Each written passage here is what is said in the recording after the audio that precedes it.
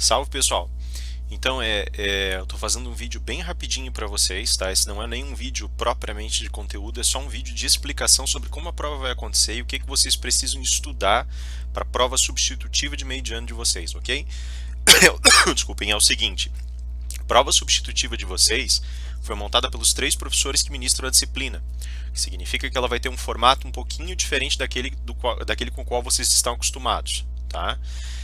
Como é que vai funcionar? A prova ela foi elaborada com 14 questões, tá? O modelo, a plataforma de prova é a mesma da manhã e da noite, só que as provas evidentemente são diferentes, o conteúdo é diferente, né?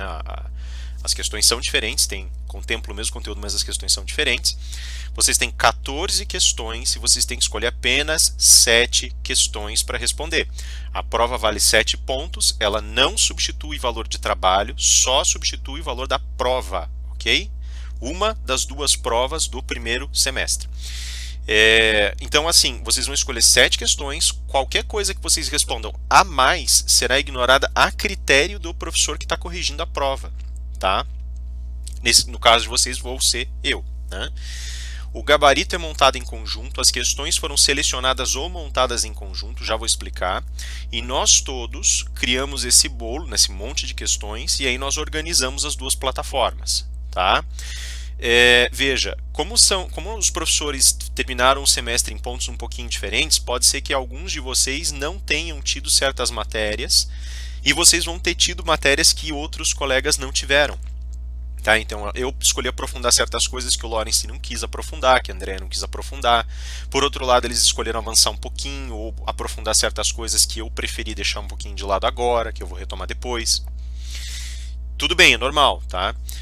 A gente fez a possibilidade de seleção de questões para que vocês possam estudar a matéria tranquilos e para que vocês tenham um número superior ao número de questões que vocês precisam responder como passíveis de resposta para vocês. Então vocês podem ficar tranquilos que vocês vão ter condições de responder mais de 7 questões com certeza, tá? Tem 3 jeitos que a gente usou para montar essas questões.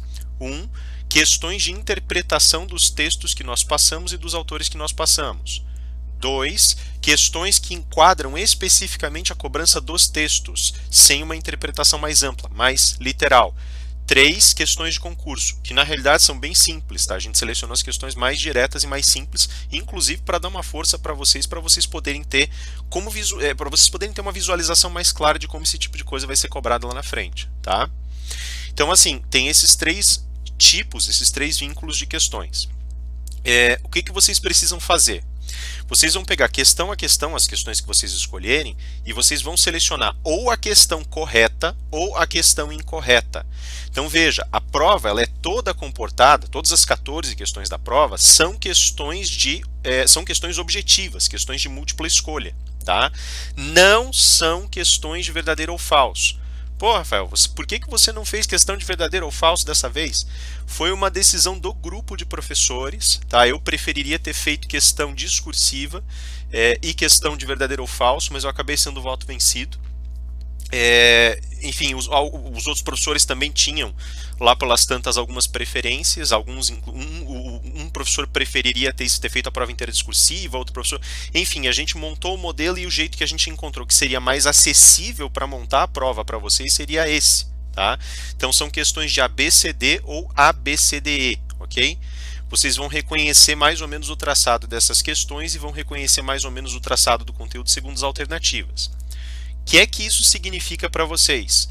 Que a prova vai estar um pouquinho mais complicada de fazer, então vocês têm que tomar um pouco mais de cuidado e tem que ter um pouco mais de atenção com a escrita, tá? As questões nem por isso estão mais difíceis, ok? Tem questões mais elaboradas que vão exigir um pouco mais de concentração de vocês, mas tem questões que estão bastante enxutas, e essas questões mais enxutas vocês vão ter condições de resolver sem problema nenhum. Então o que eu preciso que vocês façam para essa prova? Eu preciso que vocês estudem a matéria que vocês já estudaram até aqui, tá? A matéria que vai cair é a mesma, só que eu preciso que vocês enfoquem deem um certo enfoque, deem uma certa ênfase em certos temas, ok? Por uma questão de balanço de conteúdo, nós fizemos certas opções dentro da construção temática da prova.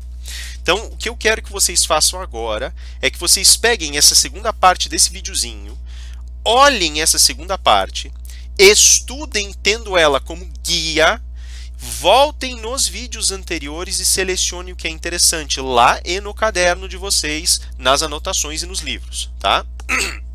Eu vou ser o mais direto possível a respeito das coisas que eu decidi cobrar. Vocês, inclusive é interessante porque provavelmente vocês vão perceber onde a gente discutiu conteúdos que eu tinha ministrado mais, onde a gente discutiu conteúdos que o Lawrence tinha ministrado mais e onde a gente discutiu conteúdos que a Andrea tinha ministrado mais, tá? Porque os estilos de nós fizemos tudo nós fizemos juntos, mas o estilo de produção foi mais incidente em determinados conteúdos e talvez vocês percebam isso. Tá? Então eu quero que vocês prestem atenção no que eu mais especificamente preciso que vocês saibam para essa prova. Vocês vão ter ali pelo menos um leque de 10, 12 questões que vocês vão conseguir responder tranquilamente. Uma ou duas talvez fiquem de fora porque são autores que eles preferiram aprofundar e que eu vou aprofundar no segundo semestre. Tá? Então vamos lá. Primeiro, vocês têm que estudar Platão. Óbvio. O que é que vocês têm que estudar de Platão? Os 2 livros que eu passei. Banquete, República. Mas o que, Rafael? Cara, no Banquete estuda o argumento de Fedro. Lembre-se, Fedro coloca o amor como sendo uma realidade trágica. Há um desequilíbrio na relação amorosa. O amante sempre tem mais prejuízo. O amado sempre tem mais benefício. É uma relação desigual. Faz sofrer, ok? Desculpem, a garganta está um pouquinho ruim ainda. Tá, eu preciso lembrar de Agatão? É bom lembrar que Agatão comenta a questão da idade no amor, a questão do amor entre homens, que é mais virtuoso, mas não se preocupem tanto assim com ele. Eryxímaco, tem que lembrar? Sim, o amor como processo de cura. Por caridade, se o amor aparece como processo de cura, ele tem relação com a ontologia. Se disser o contrário, se disser que não tem relação com a essência, que não tem relação com a ontologia, tá errado, tá?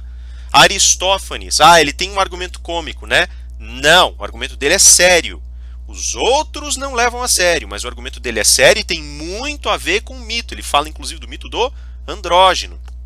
O argumento socrático, um argumento ascético, o argumento que constrói a relação mais madura do amor aos poucos, que não fica restrito ao amor físico e ao amor imaturo, ao amor possessivo, que eleva o amor para as preocupações mais superiores da alma, porque torna o amor à filosofia, mostra que o amor genuíno é o amor à filosofia, leva o argumento de Diotima adiante e, bem importante isso, quando fala de Eros, fala sobre a elevação desse Eros, o Eros que olha para as coisas mais metafísicas. Tá? Ele não vai falar em metafísica, Sócrates em si não vai falar em metafísica, mas é o que Platão sugere no texto.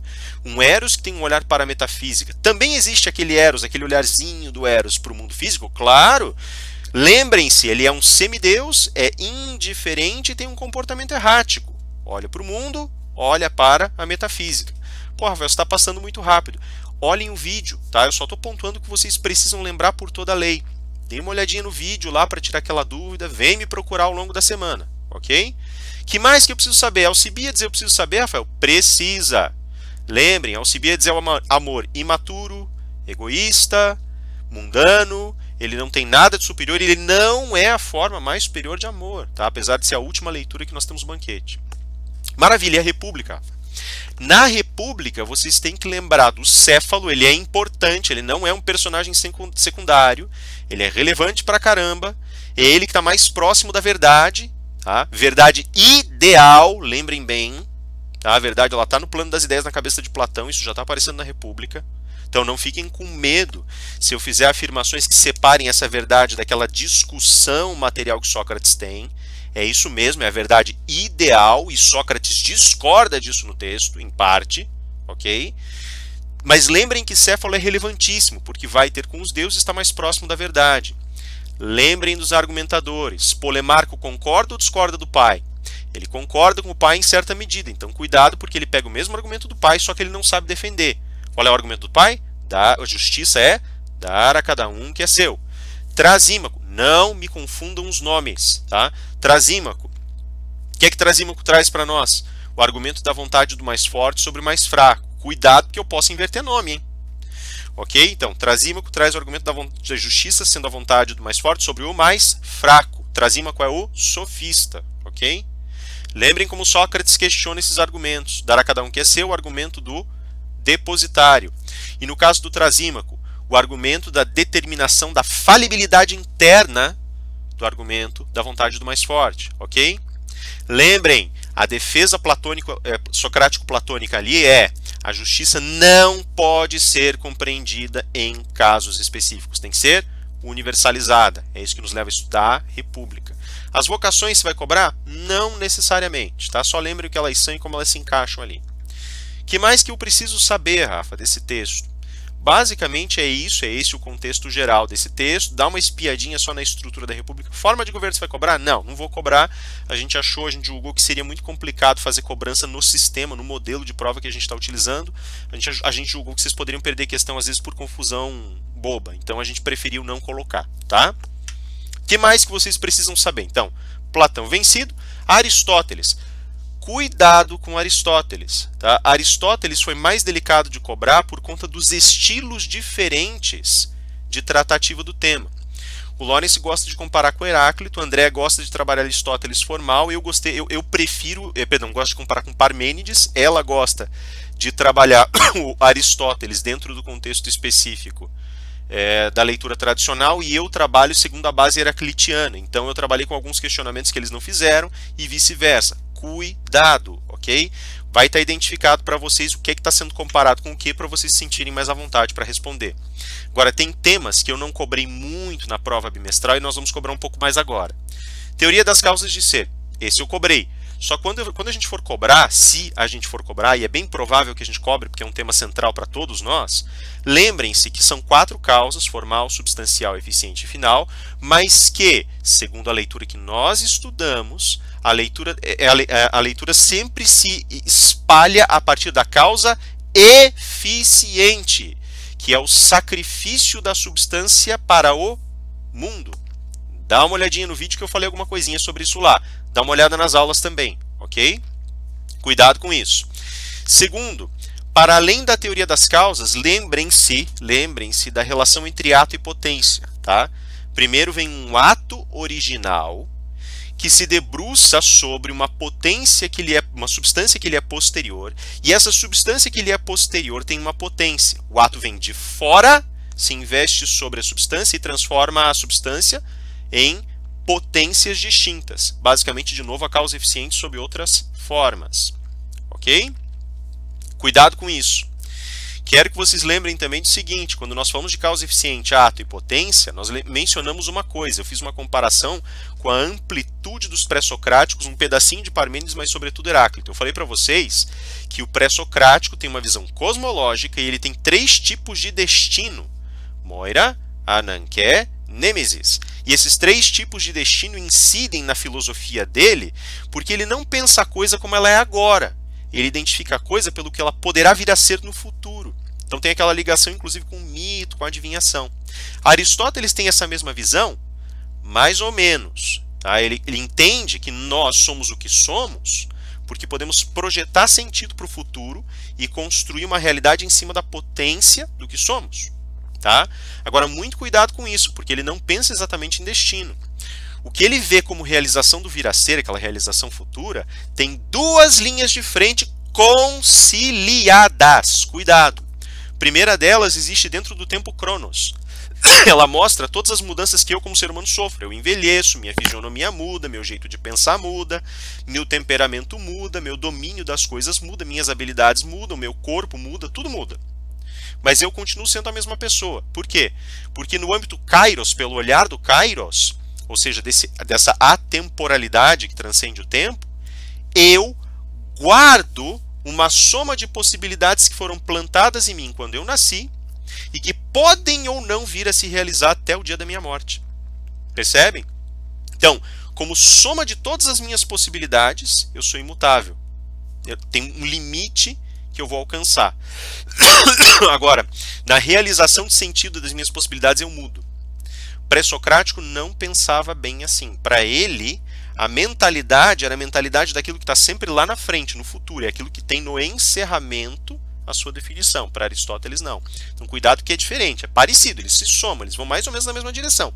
Mas cuidado que é diferente. Ok? Então, muito cuidado quando vocês forem analisar essas questões. Lembra, eu não cobrei isso na outra prova, eu só expliquei em sala.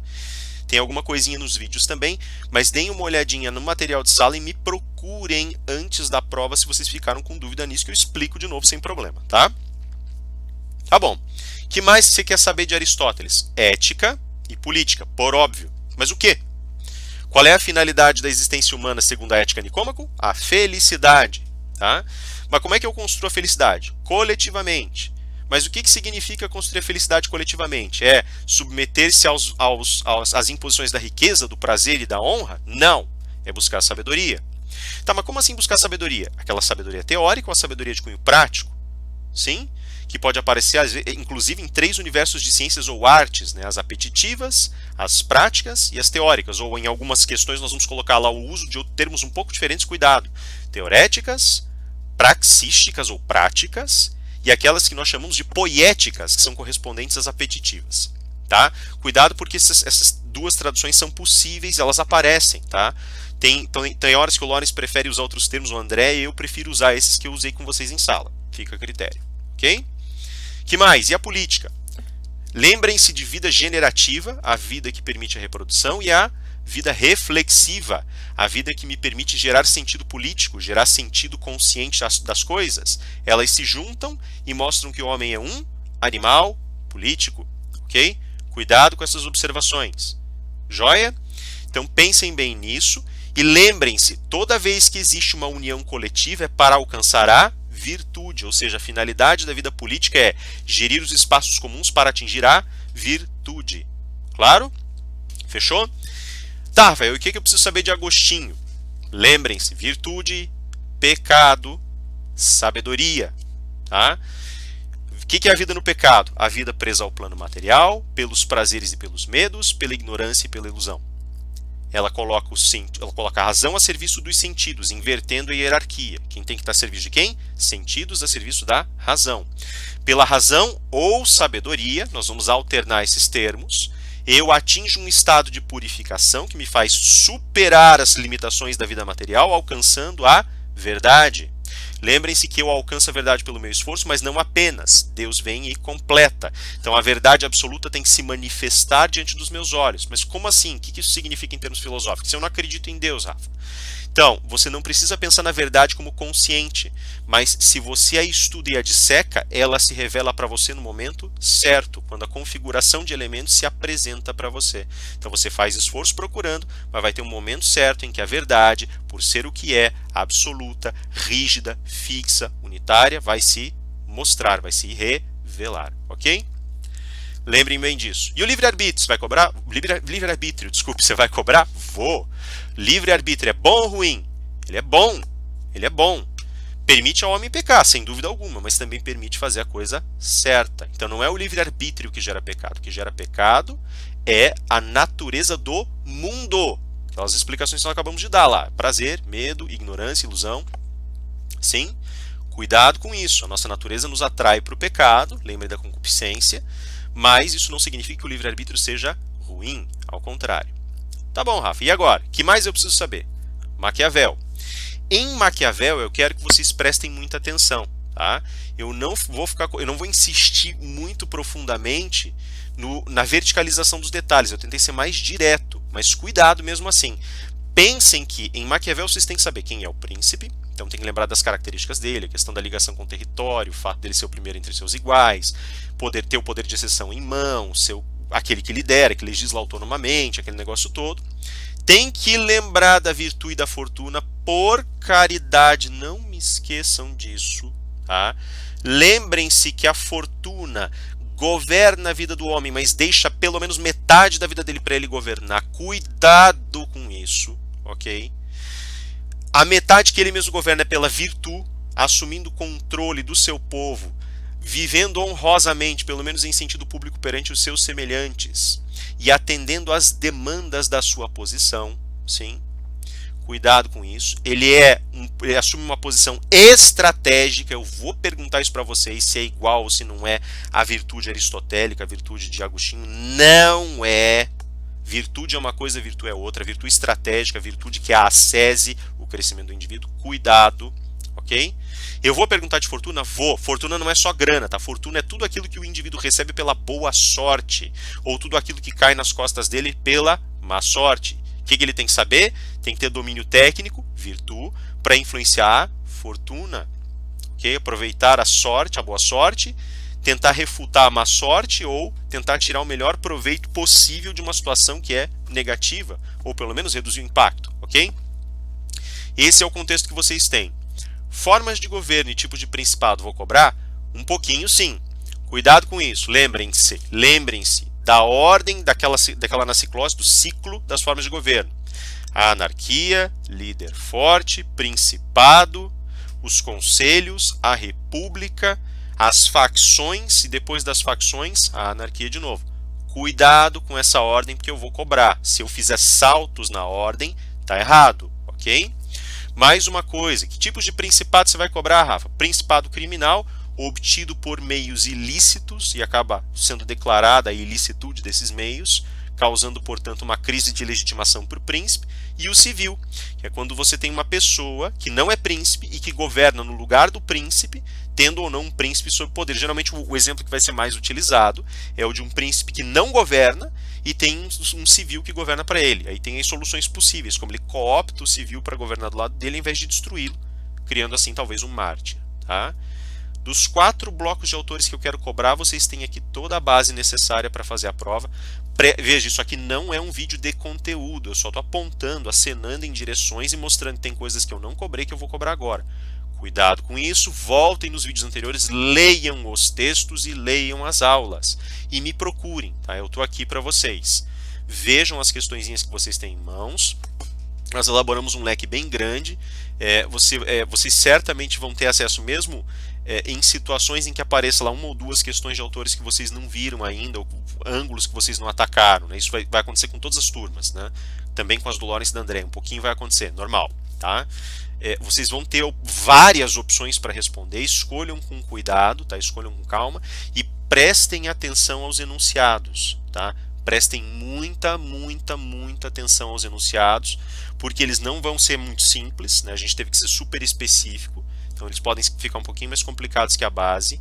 E cuidado para não me assinalar questão correta quando a gente está pedindo incorreta e vice-versa. Ok? Não percam questão bobamente. Joia, pessoal?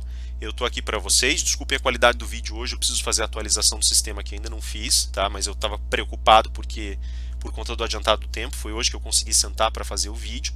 Então me desculpem o adiantado do tempo com esse vídeo, mas ele serve basicamente como um guiazinho para quem for aí fazer minha prova substitutiva, ok? Eu continuo à disposição de vocês têm todos os meus contatos, é só vocês me procurarem caso vocês precisem tirar alguma dúvida, ok? Muito sucesso nas substitutivas e até a volta, pessoal. Aquele abraço.